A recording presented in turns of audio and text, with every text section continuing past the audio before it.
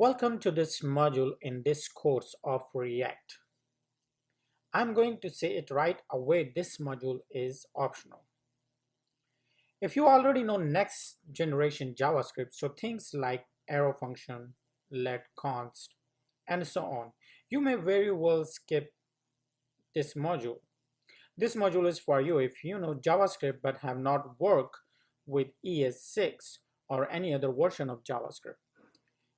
Then JavaScript as we use it in this course might sometimes look like a new language to you because of all the next generation feature React apps typically use.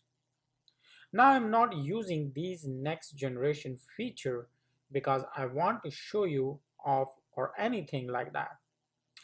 React apps typically are built with the latest version of JavaScript, and using the next generation features allow us to write clean and robust React apps.